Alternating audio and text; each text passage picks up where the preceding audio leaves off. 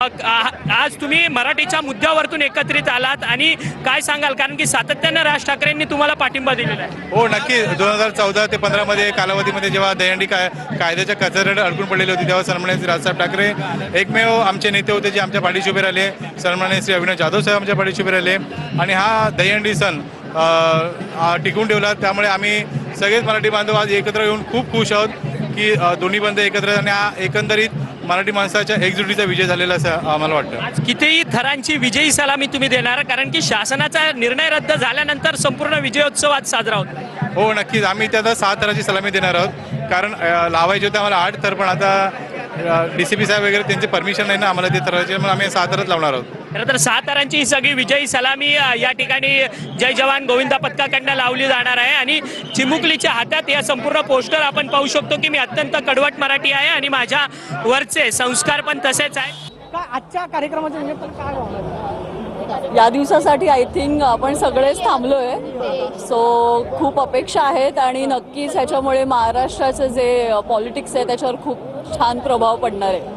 मराठी महाराष्ट्रात कंपल्सरी आहे, अनिवार्य आहे. कंपल्सरी म्हणण्यापेक्षा मराठीत बोललंच पाहिजे सगळ्यांनी. जे मराठी आहेत त्यांनी पण आणि जे मराठी नाही आहेत त्यांनी पण. अपेक्षा असूच शकते. ज्या राज्यात आपण राहतो त्या राज्यामध्ये मराठी बोलली गेली पाहिजे ही अपेक्षा असणं चुकीचं नाहीये. काही जण असं म्हणतात की आम्ही मराठी शिकणार नाही किंवा मग बोलणार नाही. शिकणार नाही असं का म्हणताय तुम्ही? आम्हाला प्रेमाने सांगा की आम्ही शिकू, आम्हाला थोडीशी मदत करा. आम्ही मदत करायला नाही थोडीच म्हटलेलो आहोत. अनेक हिंदी इंडस्ट्रीमधले जे ॲक्टर ॲक्ट्रेस आहेत ते असं म्हणतात की आम्हाला मराठी भाषेविषयीचा अभिमान आहे. आम्ही मुंबईमध्ये राहतो, ही आमची कर्मभूमी आहे, तर मराठी आली पाहिजे. मात्र जे हिंदी व्यावसायिक असतील किंवा मग व्यापारी असतील ते जाणून बुजून म्हणतात की आम्हाला शिकायचीच नाही. मग याचा अर्थ आता मी त्यांच्याविषयी काय बोलू? खरं तर इतकी वर्ष राहून जर का महाराष्ट्रामध्ये राहून तुम्हाला मराठी शिकायची नाही ही वृत्ती चुकीची आहे. आमचं म्हणणं आहे की आम्हाला आमच्या मराठी माणसांना सांगा ना की आम्हाला थोडीशी मदत करा. आम्ही सगळे मदतीसाठी एक स्टेप कायम पुढे असतो. सिद्धार्थ जाधव आपल्या बरोबर आहेत.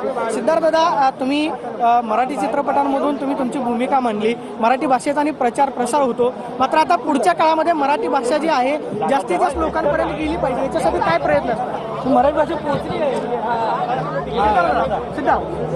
सिद्धार्थ, पुढच्या काळामध्ये मराठी भाषेचा प्रचार आणि प्रसार व्हावा याच्यासाठी काय प्रयत्न असतात? सिद्धार्थ